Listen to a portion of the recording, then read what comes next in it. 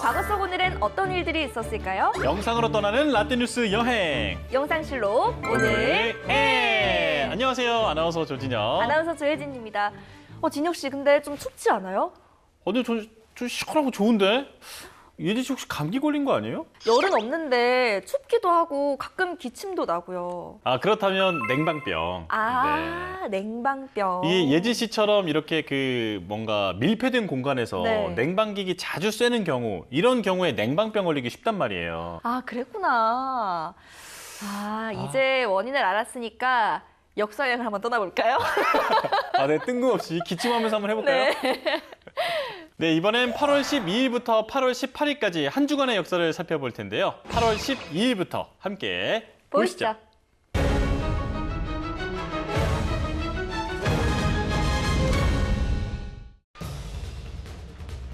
2015년 8월 10일 밤 11시 30분, 중국 항구 도시 텐진에 있는 위험물 저장 창고에서 대형 폭발 사고가 발생했습니다.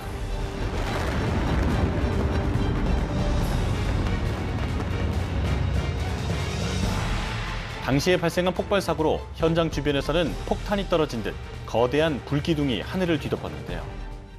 중국 텐진 빈하이 신구의 항구에 있던 컨테이너, 그 컨테이너에는 화학물질인 니트로셀룰로스가 저장돼 있었는데요. 이 물질이 폭발해 화재가 발생했고, 화재로 인한 불이 주변의 창고 등에 옮겨서 2차 폭발이 일어났습니다. 그리고 폭발 사고로 건물들이 부서졌고 유리 파편이 사방으로 쏟아져 수백 명의 사람이 다쳤는데요. 니트로셀룰로스는 면화약, 플래시 페이퍼, 플래시 코튼이라고도 불리는데요. 백색 또는 담황색의 면상 물질인데 점화하면 격렬하게 불이 붙는다고 합니다. 폭발 사고로 불은 걷잡을 수 없이 번졌고 수출을 위해 대기하던 차량 8,000대가 녹아내렸습니다. 그리고 173명 사망, 8명 실종, 부상자 797명의 인명피해가 발생했는데요. 그런데 왜 이런 위험한 화학물질을 그곳에 보관을 한 걸까요? 이 물질을 보관한 국제물류회사가 안전검사에서 컨테이너 5개가 불합격을 받았는데요. 이 컨테이너가 그 중에 한 개였다고 합니다. 그럼 이번엔 1993년으로 가보겠습니다. 정부는 금융거래 정상화와 경제 정의를 실현하고 국민 경제의 건전한 발전을 도모하기 위해서 1993년 8월 12일 금융실명제를 전면 실시했습니다. 1993년 8월 12일 금융실명제가 본격적으로 실시됐습니다. 금융실명제는 당시 김영삼 대통령이 긴급재정경제명령인 제16호 금융실명거래 및 비밀보장에 관한 긴급재정경제명령을 발표했고 이후 전격 실시됐는데요. 금융실명제는 금융거래의 정상화와 합리적 과세 기반을 마련하기 위한 제도였습니다. 이 시간 이후 모든 금융거래는 실명으로만 이루어집니다. 금융실명제가 실시되지 않고는 이 땅의 부정부패를 원천적으로 봉쇄할 수가 없습니다.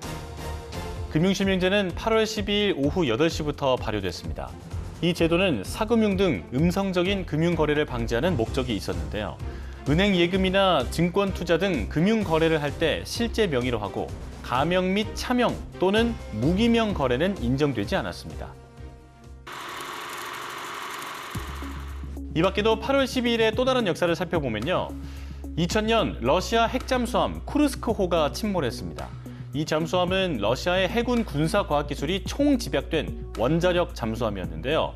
기동훈련 중에 노르웨이 북부 바렌츠해에서 침몰하게 됐습니다.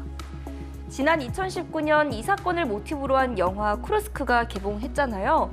잠수함의 사고 소식을 접한 가족들, 끝까지 믿음을 놓지 않았던 그들의 모습을 담아낸 스토리가 당시의 사건을 고스란히 느끼게 했던 것 같아요. 맞아요. 그리고 이 침몰 사고로 잠수함에 타고 있던 승무원 118명은 모두 숨졌다고 합니다. 그런가 하면 1985년 일본 항공기가 추락했습니다. 일본 항공기는 승객과 승무원 등 524명을 태우고 도쿄에서 오사카로 향하던 중이었는데요. 항공기가 고장난 상황인가 봐요. 네, 맞아요. 사고 여객기가 고장이 났고 비상 착륙을 시도하던 중 일본의 중부 지역 오스다카 산 중턱으로 떨어졌는데요. 결국 우리나라 사람 6명을 포함해서 총 520명이 사망했습니다. 아유, 너무 안타깝네요. 그럼 이번에는 8월 13일의 역사 속으로 떠나보겠습니다.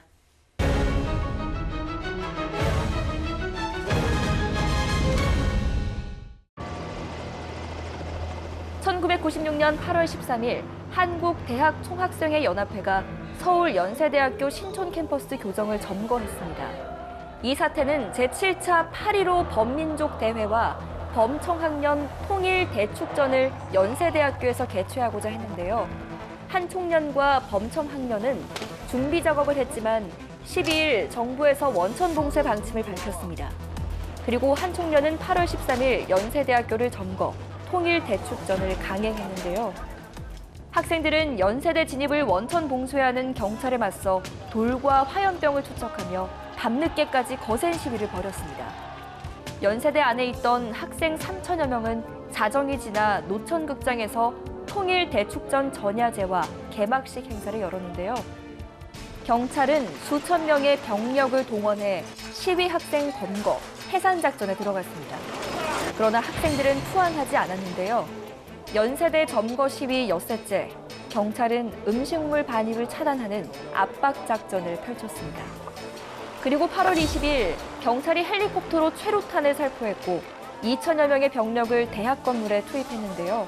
학생들이 결국 투항 의사를 밝히면서 사태는 일단락됐습니다. 그럼 이번에는 2001년으로 가보겠습니다. 2001년 8월 13일 당시 일본 총리였던 고이즈미 주니치로가 야스쿠니 신사를 전격 참배했습니다. 고이즈미 총리는 원래 8월 15일 참배를 계획하고 있었는데요. 하지만 참배를 이틀 앞당겼고 오후 4시 43분쯤 태평양 전쟁을 주도한 전범 14명이 합사된 야스쿠니 신사에 도착해 참배를 마쳤습니다. 사실 이 당시에 고이즈미 총리는 과거 우리나라의 침략을 반성한다는 담화를 발표한 적도 있었는데 행동과 말이 다른 언행 불일치라는 비판을 받았잖아요. 맞아요. とりわけアジアの諸国民に対して多大の損害と苦痛を与えました。内外の戦没者および犠牲者のご冥福を心よりお祈り申し上げます。 일본 총리의 야스쿠니 참배는 1996년 자신의 생일이었던 7월에 참배한 하시모토 류타로 당시 총리 이후 5년 만의 일이었는데요. 한국과 중국 정부는 일본의 행동에 대해 각각 성명을 발표했고 고이즈미 총리의 참배에 강한 불만을 표시했습니다. 이 밖에도 8월 13일의 또 다른 역사를 살펴보면요. 1935년 소설가 시문의 상록수가 소설 현상공모에 당선됐습니다. 시문은 7년 동안 동아일보, 조선일보, 조선중앙일보 등 기자로 활동하며 많은 작품을 작업했는데요. 1932년 시집 그날이 오면을 출판하려고 했으나 일제의 거별로 뜻을 이루지 못했습니다. 그리고 충남 당진으로 낙향해서 직접 필경사라는 초가집을 짓고 소설 상록수 집필에 몰두하고 그리고 55일 만에 탈고하게 되는데요. 이후 동아일보의 소설 현상공모에 응모했는데 상록수가 1935년 8월 13일에 당선됐다고 합니다. 그런가 하면 234년 제갈공명이 사망한 날이기도 하네요. 그 유명한 삼국지의 초천재, 네, 초천재. 네, 제갈공명. 네. 맞아요. 그는 명성이 높아서 와룡선생이라고 불리기도 했는데요. 특히 유비를 도와서 오나라의 손권과 연합했고 남하하는 조조의 대군을 적벽의 싸움에서 승리하기도 했죠. 이후 형주와 익주를 점령, 221년 한나라의 멸망을 계기로 유비가 제위에 오르자 높은 벼슬에 올랐습니다. 그럼 8월 14일의 역사 속으로 떠나보겠습니다.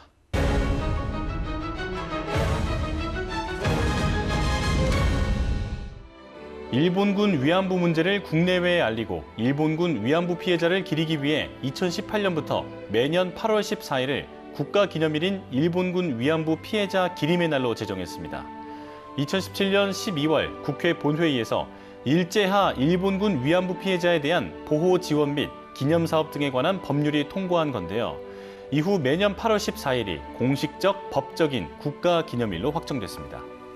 1991년 8월 14일 일본군 위안부 피해자인 김학순 할머니가 우리나라 위안부 생존자 중 처음으로 그 피해 사실을 증언했습니다. 생각을 안 해야죠. 생각을 하면 어려갖고 정말 기가 막혀요. 그 어마어마한 군인들이 달라들었고 강제로 달라들 적엔 정말 기가 막히게 아주 입살을 깨물고 도망을 가려고 뿌리치고 도망을 나오다가 붙잡혀서 끌어가면 당하면서도 어떻게 기가 막히고 가슴 아프고 말이 안 나와요. 그때 생각을 안 해야지 하면은 내 이 마음이 아주 그냥 더 어떻게 할지를 모르겠어요. 그냥 그 생각을 하면. 김할머니의 증언 이후 전국의 생존자들이 잇따라 피해 사실을 알렸고 이에 일본군 위안부 문제가 인권 문제로서 국제사회에 알려지는 계기가 되는데요. 지금 사과를 받는다고 피해자들의 상처가 아무는 건 아니지만 당연한 게 해야 하는 일이잖아요. 그럼요. 2020년 8월 14일 여성가족부에서 일본군 위안부 피해자 기림의 날을 맞아 아카이브 814를 개관했습니다. 이곳은 국내외 산재에 있는 일본군 위안부 관련 자료를 체계적으로 수집 정리한 디지털 자료 저장소인데요. 일본 정부 공문서, 재판 자료, 일본군 위안부 운동 자료 등 526건의 자료가 보관되어 있습니다. 그럼 이번엔 2003년으로 가보겠습니다. 2003년 8월 14일 오후 4시 미국의 뉴욕 등 북동부와 캐나다의 동부 지역에서 대규모 정전 사태가 발생했습니다. 이 정전 사태로 인해 뉴욕, 토론토 등 대도시의 기능이 마비됐고 큰 혼란이 발생했는데요. 정전이 시작된 곳은 나이아가라 폭포 인근 모하크 전력회사였는데요. 이곳에서 전력 송출이 중단되면서 연쇄적으로 뉴욕과 뉴저지, 오하이오와 캐나다 온타리오 지역으로 정전 사태가 잇따랐습니다. 그리고 당시 정전으로 해당 지역 주민 약 5천만 명이 불편을 겪었으며 뉴욕 시민 1명이 사망하고 소방관 1명이 부상당했는데요. 뉴욕의 존 F 케네디 국제공항 등 미국 내 5개 공항과 캐나다 2개 공항에서 비행기 이착륙이 한때 금지됐으며 미국 내 4개 주의 9개 원자력 발전소도 가동을 중단했습니다. 미국의 뉴욕주와 뉴저지주는 정전 사태가 발생하자 즉각 비상사태를 선포했습니다. 이 밖에도 8월 14일에 있었던 또 다른 역사를 살펴보면요. 1999년 덴마크와 스웨덴을 연결하는 외레순 다리가 완공됐습니다. 외레순 다리는 덴마크의 인공섬인 페베르홀름 섬과 스웨덴의 말메를 연결하는 최초의 다리였는데요. 총 길이는 7,845m로 1995년부터 건설이 시작돼서 1999년 8월 14일에 완공됐습니다. 야, 그렇게 긴 다리면 무게도 진짜 어마어마했을 것 같은데요? 맞아요. 다리의 총 무게가 무려 82,000톤에 달한다고 합니다. 와. 그런가 하면 2005년에는 헬리오스 항공 52편 보잉 737 여객기가 추락했는데요. 아, 이 사고 당시 엄청 이슈가 컸던 걸로 알고 있는데 체코 프라하로 향하던 저가 항공사 여객기 추락 사고, 그 사고 맞죠? 맞아요. 당시 사고가 발생한 게 오전 9시 7분이었는데요. 라나카 공항을 이륙해서 체코 프라하 공항으로 비행 중이던 키프로스 저비용 항공사 헬리오스 항공 소속 52편 여객기가 그리스 아테네 인근 야산에 추락한 사고였습니다. 결국 탑승자 121명이 전원 사망했죠. 아, 이 사고가 정말 안타까운 건 단순한 조작 때문에 발생했기 때문이잖아요. 맞아요. 기내 여압 조절 장치 스위치가 자동이 아닌 수동 위치에 있었던 것이 결정적인 원인이었는데요. 평소에는 스위치가 자동 위치로 가 있지만 그 오전에 기체를 정비하던 정비사가 이걸 수동으로 맞춰놓고 테스트를 진행한 후에 그대로 뒀다고 합니다. 아, 자, 그럼 이번에는 8월 15일의 역사 속으로 떠나보겠습니다.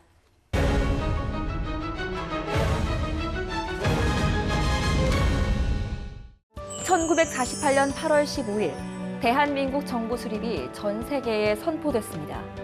이 정부 수립은 1945년 광복 이후 3년 만에 이루어졌는데요.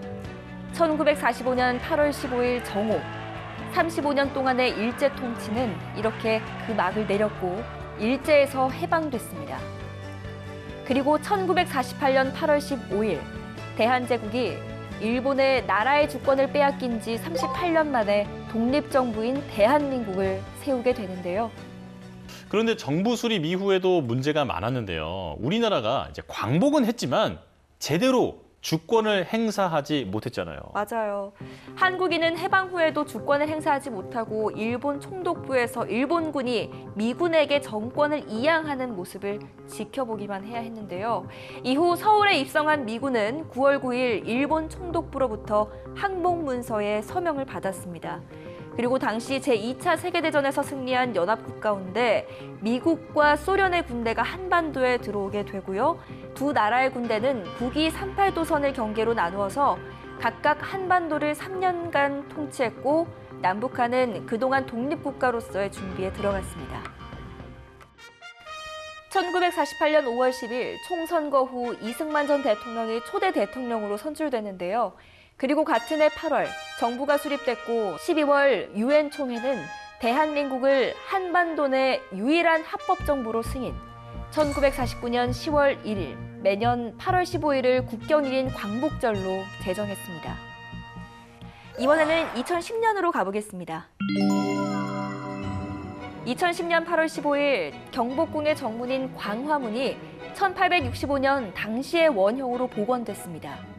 1990년에 제1차 경복궁 종합정비사업으로 20년간 계획됐고 준공해서 복원 완료된 2010년까지는 3년 8개월이 걸렸는데요. 당시 복원된 주요 건물은 광화문을 비롯해 부속 건물이었던 용성문, 협생문, 동서 수문장청, 영군직소 등 7동이었는데요. 또한 복원된 광화문 현판은 고종 때 경복궁 증건 당시 영건도감을 제조했던 임태영의 현판을 디지털로 복원해 사용했습니다. 그리고 당시 광화문 복원으로 제1차 경복궁 종합정비사업은 사실상 마무리됐는데요. 이후 2030년까지 궁궐의 생활과 문화 환경을 복원하는 제2차 경복궁 종합정비사업이 진행될 예정이라고 합니다. 이 밖에도 8월 15일에 있었던 역사를 살펴보면요. 1975년 방글라데시 군사 쿠데타로 당시의 대통령이었던 라만 전 대통령이 피살됐습니다. 라만 전 대통령은 1972년 파키스탄으로부터 독립한 방글라데시의 초대 총리를 지냈는데요. 1975년 대통령이 돼 국정의 기초를 다지던 중이었다고 해요. 그런가 하면 2000년에는 북한 민항기가 한국의 첫 취항을 하게 됩니다. 남북 분단 후 50년 만에 일어난 일인데 그때 상황 자세히 좀 알려주시죠. 네, 북측 이산가족 상봉자 100명, 수행원 30명 등 모두 151명을 태운 북한 고려항공 소속 특별기가 2000년 8월 15일 오전 10시 59분 김포공항에 도착했는데요. 남북한의 이산가족들의 만남을 위해 50년 만에 이뤄진 북한의 첫 취항이었습니다. 그럼 8월 16일의 역사 속으로 떠나볼까요?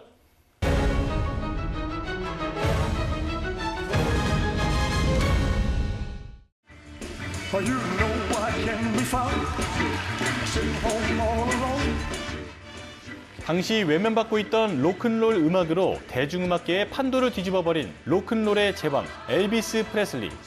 1977년 8월 16일 엘비스 프레슬리가 42세를 일기로 사망했습니다. 사망 원인은 약물 과용으로 인한 심장마비였는데요. 엘비스 프레슬리는 1935년 1월 8일 미시시피주에서 태어났는데요. 그는 흑인과 백인이 함께 사는 멤피스시에서 자라 흑인의 감성과 음감을 자연스럽게 익힐 수 있었습니다. 그리고 1954년 그의 목소리에 반한 샘 필립스의 주선으로 스코티 무어, 빌 블랙과 팀을 이루게 됐는데요. 그들은 노래 That's All Right로 데뷔합니다. 이후 엘비스 프레슬리는 매력적인 목소리와 외모, 무대 매너로 활동하며 록을 세계에 알렸는데요. 1956년 감미로운 사랑의 테마 러브 미 텐더가 소개되면서 엘비스 프레슬리는 세계의 우상으로 급부상했는데요. 또 18곡이 빌보드 차트 1위에 올랐고 앨범과 싱글을 포함해 전 세계에서 4억 장에 이르는 음반을 판매했습니다. 그리고 그는 1972년 제14회 그래미 어워드에서 평생 공로상 수상, 사후인 1986년 로큰롤 명예의 전당, 1998년 컨트리 음악 명예의 전당, 2001년 가스펠 음악 명예의 전당 등에 헌액됐습니다. 그럼 이번엔 1958년으로 가보겠습니다.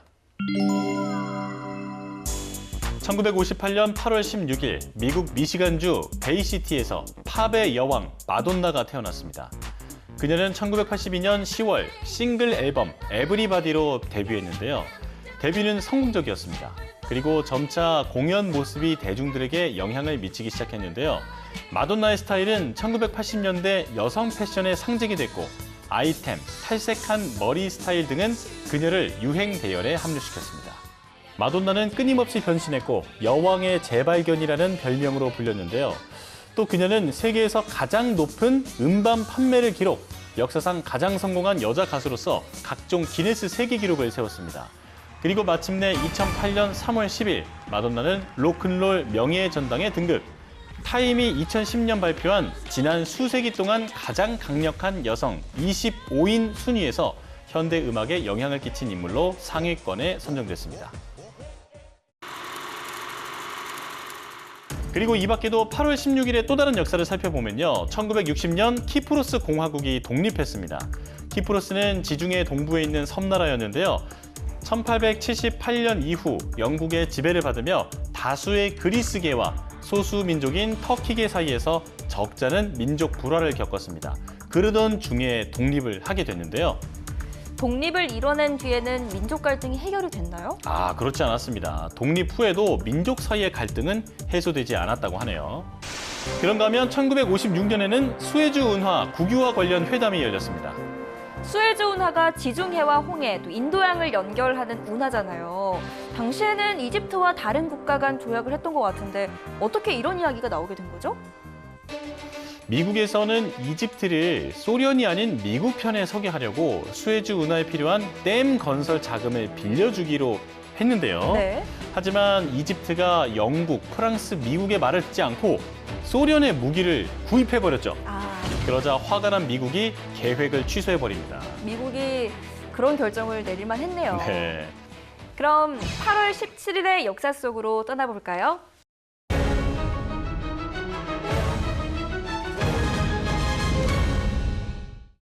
2009년 8월 17일 독일 베를린 올림픽 스타디온에서 제12회 세계 육상 선수권 대회 남자 100m 결선이 열렸는데요.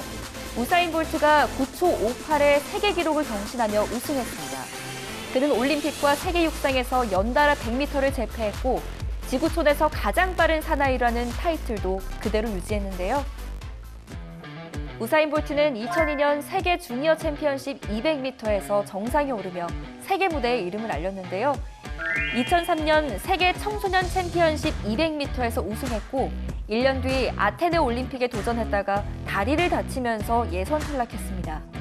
이후 긴 공백 후 2006년부터 다시 두각을 나타냈는데요. 2011년 열린 대구 세계 육상대회에서 우사인 볼트가 100m 부정 출발로 실격을 당하게 되는데요. 하지만 200m, 400m에서 다시 세계 신기록을 달성했습니다. 이후 그는 육상대회에서 세계 신기록이라는 역사를 써내려갔고 2016년 8월 은퇴하게 됩니다. 그럼 이번에는 1954년으로 가보겠습니다. 미국과 캐나다 국경에 걸친 북미에서 가장 큰 폭포 나이아가라. 1954년 8월 17일 나이아가라 폭포에서 거대한 침식이 시작됐습니다. 이 침식은 수백만 톤의 물이 떨어질 때 그 충격으로 집안에 금이 갔고 흙이 무너져 내려 발생한 건데요. 나이아가라 폭포의 높이는 캐나다 방향 폭포가 53m, 미국 방향 폭포가 21에서 30m였는데요. 침식이 계속되자 1969년 미 육군 공병대가 나이아가라 폭포를 말린 후 폭포 바닥에 쌓인 바위들을 치웠습니다. 그리고 침식을 예방하는 기반함을 시멘트로 굳히는 보강 공사를 진행했는데요. 이후 침식이 조금씩 줄어들기 시작했고 폭포 상류의 물의 양도 많아 수력 발전에 활용하고 있습니다. 그리고 이 밖에도 8월 17일에 있었던 역사를 살펴보면요. 1999년 튀르키예에서 규모 7.8의 강진이 발생했습니다. 당시에 지진 피해가 상당했던 걸로 알고 있는데 그 피해 규모는 어느 정도였나요? 수많은 건물들이 형체를 알아볼 수 없을 만큼 무너져 내렸고 인구 밀집 지역에 강도 높은 지진이 발생했기 때문에 인명 피해는 더욱 컸는데요.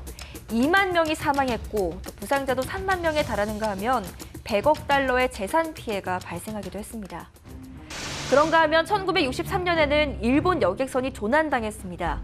일본의 오키나와섬 부근 해상에서 폭풍이 발생했고 미도리 마루호가 난파돼 승객과 선원을 포함 130여 명의 사람들이 조난당한 건데요. 아, 참 이런 그 재난 얘기 들으면 늘 안타까워요. 네.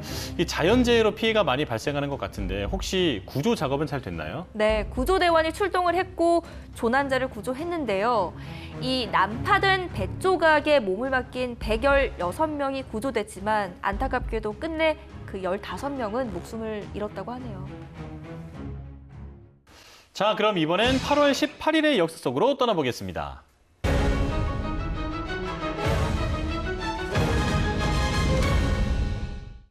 1976년 8월 18일 판문점에서 북한군 장교와 사병 30여 명이 주한 UN 장교 2명을 도끼로 살해했습니다. 이른바 판문점 도끼 만행 사건이 일어난 건데요. 당시 현장에는 미군 장교 2명과 병사 9명 등 총 11명의 병사가 작업하고 있었는데요. 이때 2명의 북한군 장교와 10여 명의 북한군이 다가와 나뭇가지를 치지 말라며 트집을 잡았습니다. 하지만 여름만 되면 무성한 잎이 관측소 시야를 가로막아온 터라 미군 장교는 이를 무시하고 작업을 강행했는데요. 그러자 곧 20여 명의 북한군이 나타났고 북한 장교의 고함과 함께 북한군은 곡괭이와 도끼 등을 유엔군에게 사정없이 휘둘렀습니다.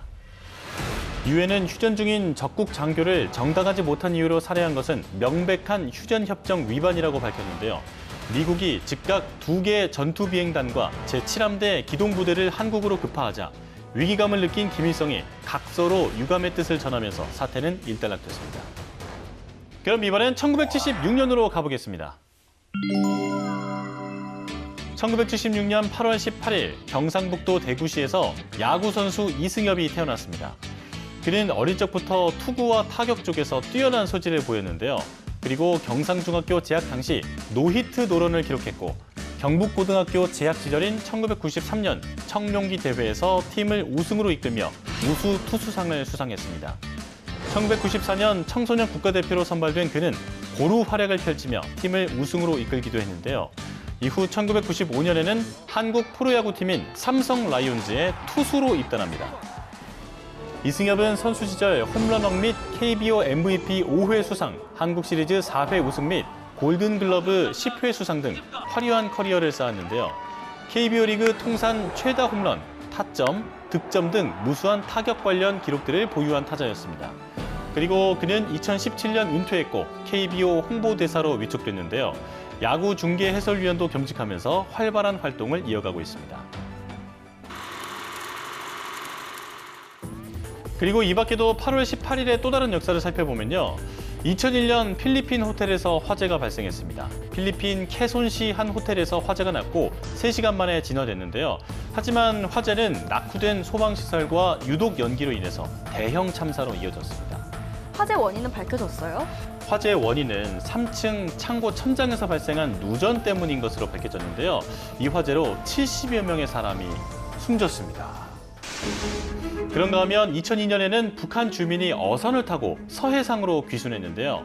인천 옹진군 덕정면 울도 서쪽 17마일 영해상에서 어른 11명과 자녀 10명 등 21명을 태운 북한 어선이 순찰 중이던 해경 경비정 119호정에 의해서 발견됐습니다. 북한을 나올 때 위험했을 텐데 그래도 안전하게 잘 빠져나와서 다행이네요. 네, 이들이 타고 온 배는 114 지도국 소속으로 20톤급 목선이었는데요. 선장에 의해서 감금된 채 탈북한 기관장은 본인의 희망대로 북으로 송환됐다고 합니다. 자, 오늘도 이렇게 열심히 과거 속으로 달려봤는데요. 영상실록으로 만나본 오늘의 과거, 여러분은 어떠셨나요? 그럼 저희는 잠시 후 유튜브 사진관에서 만나요.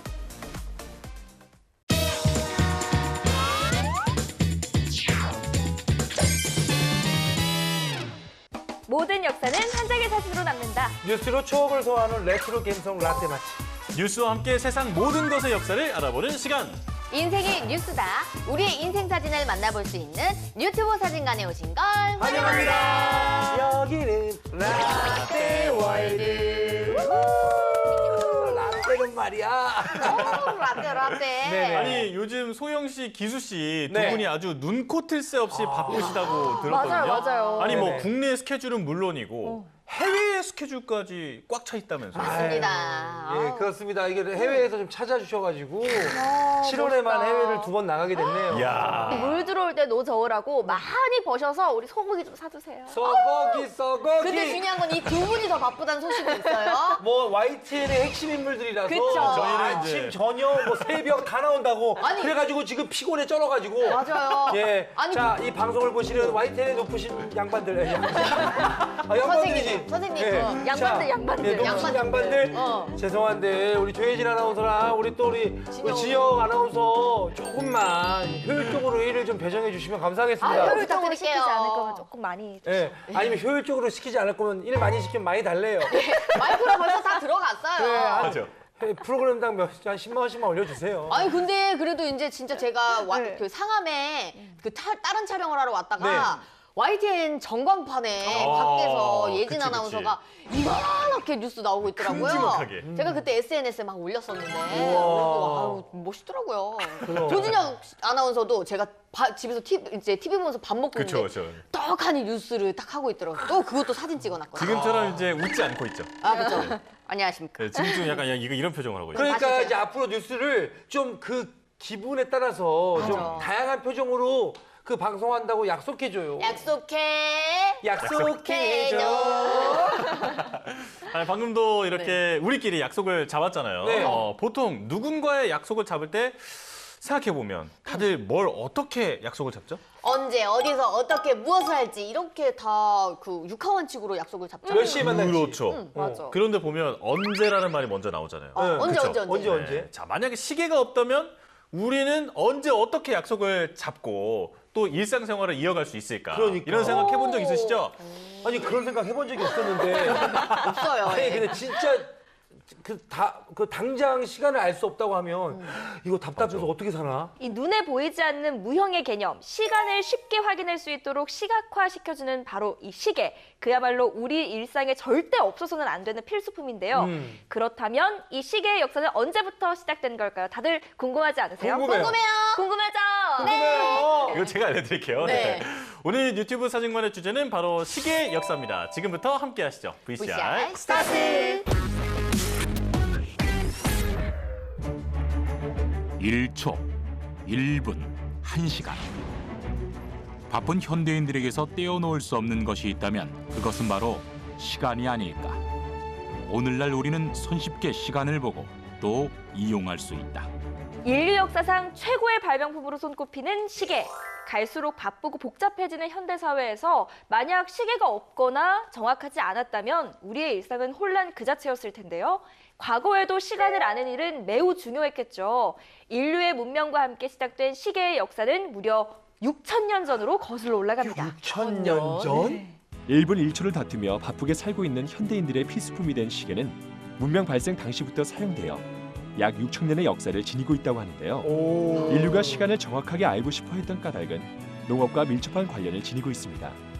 성공적으로 농사를 짓기 위해 시간의 정확한 측정을 원했던 사람들은 자연을 이용한 최초의 시계인 해시계를 개발했습니다. 이때가 해시계구나. 인류 최초의 해시계인 그노모는 이집트의 아낙시만드로스가 발명한 것으로 막대를 땅 위에 세워놓고 그림자의 위치 변화에 따라 눈금을 나누어 시간을 측정한 것이었는데요. 그러니까 저 꼬챙이 하나가 시계의 시초네요. 단순한 것 같지만 사실은 엄청난 발견이었죠. 그렇죠. 그림자를 보고 그쵸. 시간을 체크했으니까. 최초의 시계는 해시계입니다.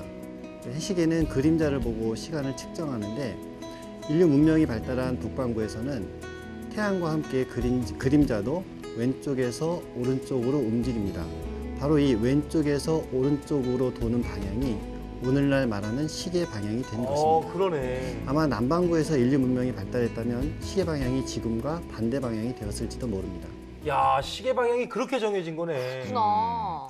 인류 최초의 과학자로 알려진 그리스의 아낙시만드로스는 태양의 빛과 그림자를 이용해서 시간을 알 수 있는 해시계 그노몬을 만들었는데요. 서양에 그노몬이 있다면 동양에는 조선의 해시계 앙부일구가 있습니다. 한국의 역사 속 시계는 임금에 대한 신뢰도와 연결됐다는데요.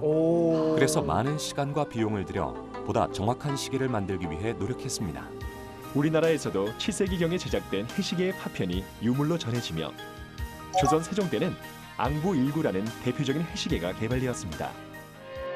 일제기 신라시대에 첨성대를 축조해서 천문을 연구했던 우리 조상들의 슬기.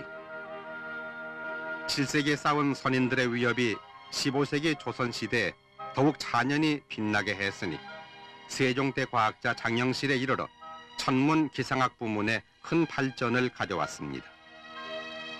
그런데 앙부일구라는 해식의 이름이 좀 특이한데 혹시 어떤 뜻인가요? 이 앙부일구는요, 떠받들다, 추앙하다라는 뜻을 가진 앙, 가마솥 부, 태양을 뜻하는 일, 그림자와 빛 두 가지 뜻을 지닌 구, 그러니까 하늘을 떠받드는 가마솥 모양의 해시계. 아, 이름을 아주 찰떡같이 잘 지은 것 같아요.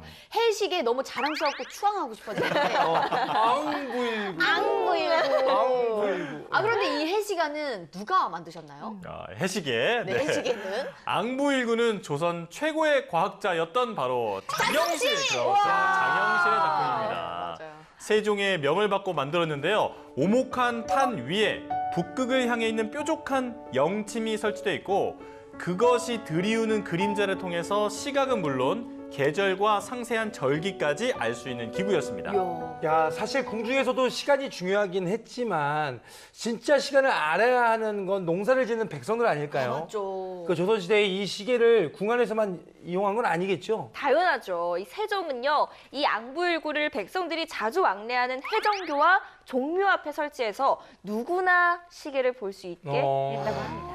앙부일구는 이후 민간에서도 많이 만들어져서 양반들은 집 마당에 설치해서 이제 활용하기도 했고 또 휴대용 앙부일구도 등장했다고 합니다. 휴대용? 아니, 그럼 그 조선시대에 남녀가 만날 때 이렇게 했겠네. 앙부일구를 찬 다음에 그 양반들을 모시는 방자 같은 역할이 있을 거 아니에요. 그렇죠. 아유, 소영아 씨. 소영아 씨, 그 미시의 저 물레방앗간으로 잠깐 나오시면 됩니다. 아니 근데 미시면은 낮 시간 아니에요? 미시, 그랬어요? 네. 아직은 거기까지 공부를 못했어요. 아유, 미시가 맞습니다. 아, 그 미시야. 누가 봐도 미시입니다. 아니 근데 야, 잘한다, 잘해. 해시계는요, 우리가 야심한 시간에 만난다 그랬는데 낮에만 알 수 있잖아요. 해가 있어야 그림자로 알 수 있는 건데 해가 지금 밤에는 시간을 알 수 없잖아요. 그런데 어떻게 이 조선시대에는 이 야심한 밤에 물레방앗간으로 어떻게 몇 시에 오라는 걸 알아들었을까요? 네, 방금 말씀하신 것처럼 해시계에 치명적인 단점이 있었는데 바로 해가 지면 시간을 알 수 없다는 거죠. 그런 이유에서 고대 여러 국가에서는 물을 이용한 시계를 만들기도 했습니다. 물시계. 물시계는 처음 이집트와 그리스에서 나타났다. BC 3세기경 인형을 움직여서 시간을 알리는 자동 물시계가 처음 등장했고 뭔가 첨단의 냄새가 난다. 13세기 아라비아에서는 종으로 시간을 알리는 코끼리 모양의 자동 물시계가 제작되었다. 자, 우리나라 역시 삼국시대부터 물시계를 사용했다는 기록이 남아 있어요. 우리나라는 오랜 옛날부터 물시계를 사용해왔다. 4개의 계단식으로 이루어진 이 물시계는 신라 때의 것으로 삼국시대에는 물시계를 강로 또는 누각이라 불렀다. 성도강 17년 여름 6월 누각을 만들었다는 등의 여러 기록들이 삼국사기와 일본 서기에 전해지고 있다. 야, 아니 해시계보다 물시계의 역사가 더 오래됐네요. 네, 신라 성덕왕 시대에는 누각전이라는 물시계를 관장하던 관아가 존재했다고 하고요. 또 조선시대로 넘어오면 태조 7년에 경로라는 물시계가 만들어져 사용되었고 세종 때는 경점직이라는 물시계를 사용했는데 관리가 이를 보고 종을 쳐서 시간을 알려줬다고 합니다. 아, 근데 저걸로 어떻게 시간을 알 수 있었던 거죠? 보실까요? 흘러내린 물을 받는 물통에는 미리 부표를 설치해 놓았다. 물이 차오름에 따라 설치해 놓은 부표가 떠오르게 되고 부표에 새긴 잣대의 눈금으로 시간을 읽는 방식이었다. 진짜 기발하지 않아요? 와, 대박이다. 저런 원리였구나. 잣대에는 시간의 단위가 새겨져 있고 이를 지키던 사람들이 눈금을 읽었다. 이런 물시계가 고려를 거쳐 조선 초까지 사용되었는데 그러나 문제가 많았다. 야, 무슨 문제가 있었지? 잣대가 부력으로 인해서 떠오르게 되면서 눈금을 표시하게 되는데요. 그 눈금이 이게 사람이 직접 확인하고 종을 쳐서 이제 백성들에게 알려줘야 되기 때문에 밤낮 가리지 않고 사람이 항상 지켜야 되는 단점을 가지고 있었습니다. 야, 24시간 동안 계속 지켜봐야 되는 거구나. 수동으로 시간을 측정해야 했기에 담당자가 조금이라도 한눈을 팔았다가는 시간을 놓치기 일쑤였다. 이에 시간을 측정하던 간원이 처벌을 받는 사례가 많았다. 한눈 팔았다고 벌까지 받는 거면 너무 억울하지 않습니까? 아니 그러니까 아니 일하다가 가끔씩 아니 농땡이도 피워줘야 일할만 날 거 아닙니까? 맞아요. 일하다가 휴가도 가고 일하다가 잠깐 아 너무 졸리니까 자꾸 해야겠다 이렇게 1시간 정도 삭제해도 되는 거 아니야? 이렇게 계속 보고 있어야 되는 거잖아 지금. 조선시대 진짜 극한 직업이네. 맞아요. 이런 폐해를 막기 위해 나선 사람이 바로 세종대왕과 또? 장영실이었습니다. 야. 정말 역시나 네. 세종은 장영실에게 보다 정확한 물시계를 만들라고 명하게 되는데요. 최초의 자동시계인 자경루가 탄생하게 됩니다. 자격 있다 자격 있어. 그러니까. 그리고 자경루가 조선 왕조의 새로운 표준시계가 되는 거죠. 이야. 해시계를 발명한 장영실. 세종대왕은 당대 최고의 과학자였던 장영실에게 때가 되면 저절로 시각을 알려주는 물시계를 만들라고 지시했고, 임금이 예전 누기가 정밀하지 못한 까닭으로 누기를 고쳐 만들기를 명하였다. 임금이 또 시간을 알리는 자가 틀릴까 염려해 혹은 장영실에게 명하여 사신모기를 만들어 시간에 따라 스스로 알리게 하고 사람의 힘을 빌리지 아니하도록 하였으니 그 제도는 아래와 같다. 위층에는 세 신을 세우되 하나는 시를 맡아 종을 울리고 하나는 경을 맡아 북을 울리며 하나는 점을 맡아 징을 울린다. 예. 통로를 지나온 구슬에 인형을 쳐서 소리를 내고 12시의 경우에는 시가 적힌 팻말을 든 인형이 튀어나와 시간을 알린다. 단순하지만 15세기 과학 환경에서는 그야말로 혁신적인 기술이었다. 야. 어머. 해당시에 인형이 마구 막 이렇게 막 뻐꾸기 시계처럼 앞으로 튀어나오는 거구나. 근데 귀여우면서도 과학적인데 조금 무섭기도 하고. 저게 12간지의 동물들이 이렇게 튀어나왔대요. 맞춤이 시간이 진성이? 되면. 야 간지작살. 그런데 지금까지 본 물시계, 해시계는 지금은 전혀 사용하지 않고 있잖아요. 네. 근데 시계 바늘이 자동으로 돌아가는 그런 기계식 시계는 도대체 언제 처음 만들어진 거예요? 저는 알 것 같아요. 언제요? 스위스에서 만들지 않았나요? 아. 조니 로렉스 씨가. 네. 자, 이 과거 태양이나 물, 모래 등을 이용해서 시간을 확인했던 방식에서 이제 기계식 시계로 세대 교체를 이룰 수 있었던 건 바로 16세기 한 수학자의 우연한 발견 덕분이었습니다. 갈릴레오 갈릴레이는 천장에서 흔들리는 샹들리에의 움직임을 관찰하던 중 샹들리에가 흔들리는 폭은 점점 줄어들지만 흔들림이 크건 작건 한 번 왕복하는 데 걸리는 시간은 동일한 것을 보고 진자의 등시성을 발견했다고 하는데요. 어? 진자의 등시성이 뭐예요? 쉽게 말해서 시계추 원리를 발견한 거예요. 이렇게 움직이는 거. 그렇죠. 하지만 등시성의 원리를 시계에 적용하는 과정에서 수많은 시행착오가 발생했는데요. 이 문제는 네덜란드의 물리학자 호이겐스에 의해서 해결되었고, 호이겐스는 정확한 진자 시계를 처음 만든 사람으로 유럽 전역에서 큰 명성을 얻게 되었습니다. 호이겐스의 발견 이후 유럽 전역에서 진자 시계가 나타나기 시작했습니다. 아니 갈릴레이는 아이디어는 있었지만 시제품을 만드는 데는 실패한 거네요. 예, 맞아요. 갈릴레이가 진자의 등시성 원리를 발견한 후에 약 100년이 지난 뒤에야 비로소 완전한 진자 시계가 만들어진 건데요. 호이긴스는 이 시계를 통해서 유럽 전역에서 큰 명성을 얻게 됩니다. 네, 또 1657년 처음 만들어진 이 진자 시계는요, 1930년대까지 널리 사용이 됐는데요. 커다란 추가 좌우로 왔다 갔다 하는 이 궤종 시계도 바로 진자 시계라고 할 수 있습니다. 와우. 그 70년대까지만 해도 말이죠. 그 궤종 시계는 부잣집에만 있었습니다. 맞아요, 맞아요. 부잣집 맞아. 마루에 딱 있었는데 12시에는 땡 12번이 울려. 땡. 맞아. 언제쯤 끝나요? 예? 끝났습니다. 끝났어요. 네. 근데 사실은 예, 그런 시계였어요. 네. 아니 그리고 또 예전에는 집집마다 뻐꾸기 시계가 꼭꼭 있었잖아요. 맞아요. 시간마다 뻐꾸기가 나가지고 맑다 말고. 맑았죠? 이 뻐꾸기 시계도 혹시 진짜 시계인 건가요? 맞습니다. 그런데 이 뻐꾸기 시계가 얼마나 국민적 인기를 얻었냐 하면요. 잠깐 좀 재밌는 얘기긴 한데 1995년에 우리나라 최초의 홈쇼핑 방송이 있었거든요. 네. 첫 상품이 바로 뻐꾸기 시계였습니다. 야, 진짜요? 네.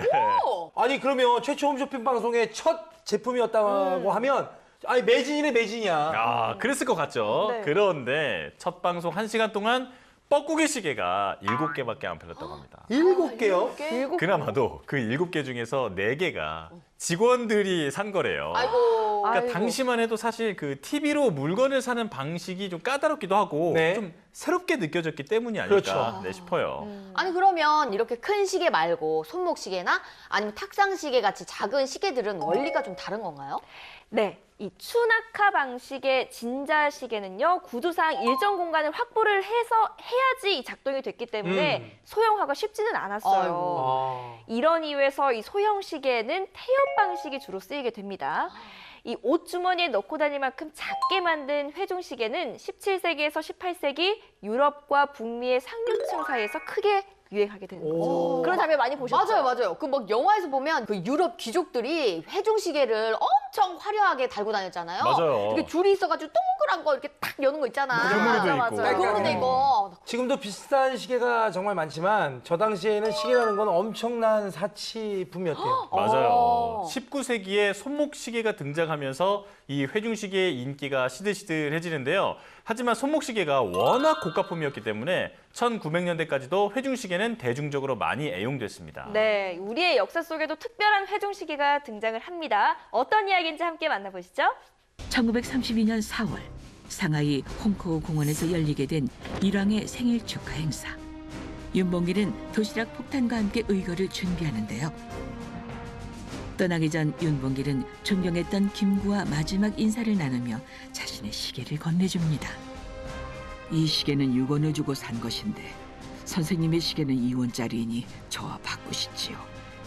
저는 이제 시계를 1시간밖에 쓰지 못합니다. 저 시계 정말 유명한 일화죠. 시계를 교환한 두 사람은 그렇게 작별을 하게 되었고 윤봉길은 폭탄을 던지는 의거를 완수한 후 체포되어 총살형을 받고 형장의 이슬이 되고 맙니다. 광복 후에도 시계를 간직하며 윤봉길을 잊지 않았던 김구. 비록 두 사람은 다시 만날 수 없었지만 2006년 두 사람의 시계가 다시 한자리에 모이게 되면서 독립을 위해 결연한 의지를 다졌던 두 사람의 우정을 다시금 사람들에게 일깨워줄 수 있었습니다. 야, 저것도 진짜 보물이네, 보물이야. 보물이죠.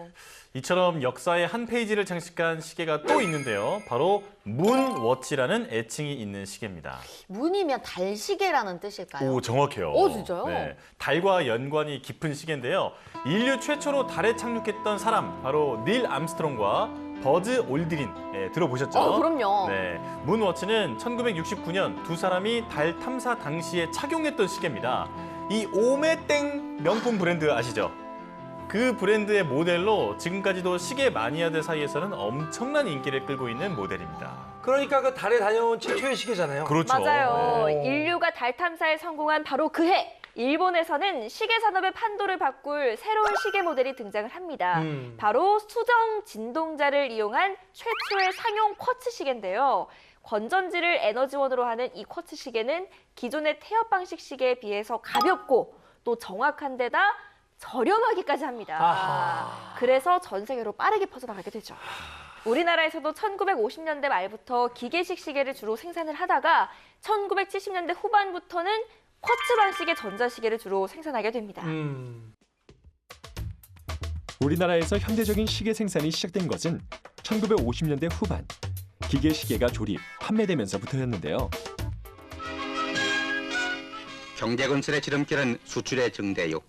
건설하는 나라가 사는 길은 수출밖엔 없습니다. 갖은 어려움을 뚫고 정부의 적극적인 뒷받침으로 지나간 10년 동안 연평균 42.6%라는 높은 수출 성장을 기록한 우리들에게는 오직 굴할 줄 모르는 의지만이 있을 뿐입니다.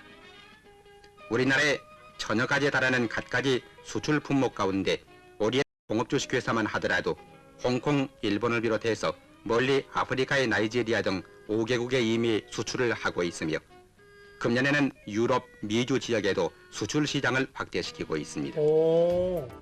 부품을 수입하여 조립하는 수준이었던 시계공업은 그 뒤 국산화율을 높여 1970년대 후반에는 전자시계 생산으로 방향을 바꾸기 시작했습니다. 쿼츠 시계의 등장 이후에 전 세계적으로 손목 시계가 대중화되자 시계는 단순히 시간을 확인하는 도구가 아닌 또 다른 의미로 소비되기 시작했습니다. 한때 외제 시계가 호기심 속에 결혼 예물로 자리 잡은 때가 있었습니다. 하지만 최근 우리나라 시계 산업도 기술과 디자인에서 눈부신 발전을 하고 있습니다. 우리나라는 세계 4위권에 해당하는 시계 선진국입니다. 스위스와 일본이 세계 시장의 60% 이상을 차지하고 있고 홍콩과 우리나라가 뒤를 잇고 있습니다. 이건 모르셨죠? 우리나라가 시계 선진국이었던 거. 지난 진짜요? 98년 출고가를 기준으로 했을 때 시장 규모는 연간 수출은 950억 원 선이며 국내 시장은 1,000억 원 정도로 수출이 내수에 약간 못 미치는 실정입니다. 국내 시계 산업은 새로운 변화를 맞고 있습니다. 시계의 패션성이 오히려 각광받고 있기 때문입니다. 이제 점점 그 패션 산업으로까지 확대가 되는 거죠. 패션을 이끄는 시계 산업의 변화는 세계 진출을 겨냥할 때 위기이자 동시에 기회를 주고 있습니다. 이제는 패션 상품이 돼가지고 하나가 아니라 자기 옷의 색깔에 맞춰서 이제 시계를 선택해서 차는 패션 아이템이 되는 거거든요. 그래서 옛날부터 이제 시계는 기능의 시계가 아니고 이제 자기의 개성을 나타내는 하나의 패션으로서의 개성 상품이 된 거죠. 최근 주 고객층이 예물 시계보다는 세련된 디자인을 좋아하는 젊은 층으로 이동하고 있다는 점에서 더욱 디자인의 중요성이 부각되고 있습니다. 그러네. 국내에서도 스워치, G-슈퍼 등의 해외 유명 패션 시계가 독창적인 디자인을 내세워 시장을 파고들고 있습니다. 세계 시계 시장은 몇몇 우량 기업을 중심으로 시장이 재편될 것이라는 전망입니다.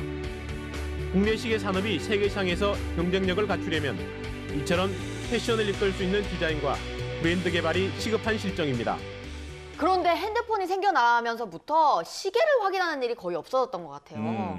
아, 맞아요. 심지어 손목 시계를 차고 있는데도 몇 시에요? 물어봐 주실래요? 몇 시예요? 잠시만요. 아, 3시 30분이요. 저 시계 있는데? 이건 그냥 액세서리예요. 맞아요. 그래서 만들어진 게 바로 스마트워치죠. 네. 디자인이면 디자인, 기능이면 기능, 모든 걸 다 갖춘 이 스마트워치의 등장으로 시계는 또 한 번 발전하게 됩니다. 잘한다. 사용자가 손목시계로 전화도 걸고 문자도 보냅니다. 목적지를 입력하면 길을 쉽게 찾아갈 수 있고 음악도 들을 수 있습니다. 평범한 시계처럼 보이지만 스마트폰의 다양한 기능을 손목 위로 옮겨놓은 스마트워치입니다. 스마트폰보다 작고 간편한 데다 스마트워치를 이용해 체계적인 건강관리도 가능합니다. 스마트워치가 사용자의 보행거리와 칼로리 소모량 등을 측정해주기 때문입니다. 이야. Information helping people make better decisions about health, fitness, losing weight. And so we think that we're just in the very early stages of the wearable market. 최근에는 자동차를 제어하는 스마트워치도 등장했습니다. 뭐 진짜야? 사용자가 스마트워치를 차량 손잡이 부근에 갖다 대자 자동으로 문이 열립니다. 그야말로 현존하는 최첨단 기술이 손목 위로 모인 거나 다름없죠. 네. 이 스마트워치에는 근거리 무선 통신 기술, NFC 기반의 모바일 결제 서비스가 탑재돼 있어 단말기에 접촉하면 충전과 결제도 가능합니다. 저 스마트워치의 또 다른 순기능이요. 이 독거 어르신들은 사실 그 주변에서 돌봐주는 사람들이 없다 보니까 이제 갑자기 정신을 잃으신다거나 뭐 이렇게 심장이 뭐 멈춘다거나 이런 때 이렇게 시계가 그것도 체크를 해준다고 해요. 예. 그러면 이제 자동적으로 주변에 이렇게 도움을 청할 수 있는 그런 기능도 탑재가 되어 있다고 너무 하네요. 좋다. 네. 이거 진짜 순기능이네요. 네. 첨단 기술로 진화하는 스마트워치 시장은 점점 더 몸집이 커지고 있습니다. 올해 스마트워치의 판매량은 2,800만 대로 예상되는데 이는 지난해의 9배를 넘어서는 수치입니다. 똑똑한 기능을 갖춘 스마트워치가 변신을 거듭하며 소비자의 마음을 사로잡고 있습니다.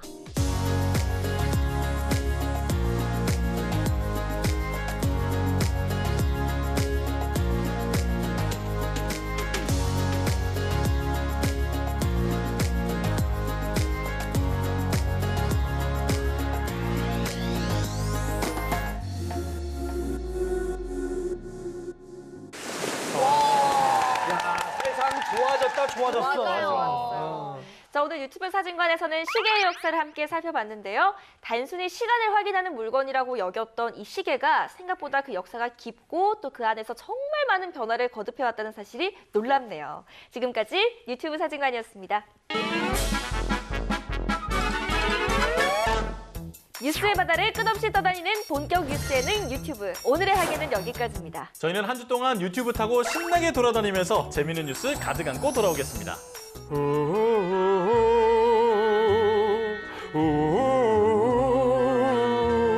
나 돌고래 줘.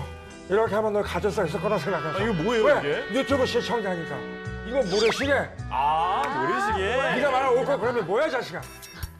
유튜브 사진관 여러분 다음 주에도 꼭 놀러 오실 거죠?